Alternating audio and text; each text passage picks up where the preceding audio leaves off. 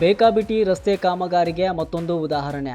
ಬೆಂಗಳೂರಿನ ಬಸವನಗುಡಿಯ ಕೆಆರ್ ರಸ್ತೆಯಲ್ಲಿ BMTC bus ಒಂದು ಗುಂಡಿಗೆ ಸಿಲುಕಿರುವ ಘಟನೆ ನಡೆದಿದೆ. ಪದ್ಮನಾಭನಗರದಿಂದ ಮಾರ್ಕೆಟ್ ಕಡೆಗೆ ತೆರಳುತ್ತಿದ್ದ KA 57 F0827 ಸಂಖ್ಯೆಯ ಬಿಎಂಟಿಸಿ ಬಸ್ ಪೈಪ್ಲೈನ್ ಕಾಮಗಾರಿಗಾಗಿ ಅಗೆದಿದ್ದ ಗುಂಡಿಗೆ ಸಿಲುಕಿದೆ.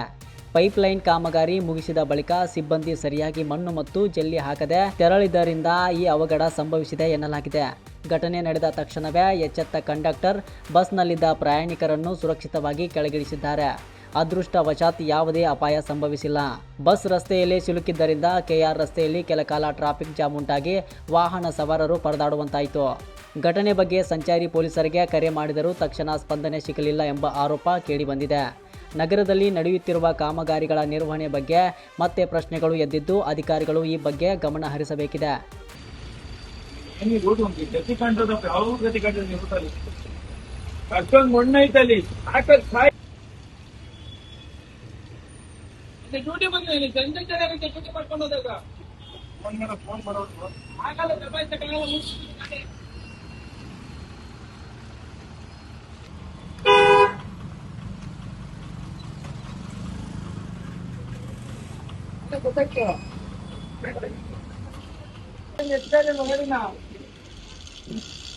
ಇನ್ನೊಂದು ಈ ಕಡೆ ರೈಟ್ ಸೈಡ್ ಇರುತ್ತೆ ಗಾಡಿ ಬಿಡಲ್ಲ ಮಾಡ ಆಗಲ್ಲ.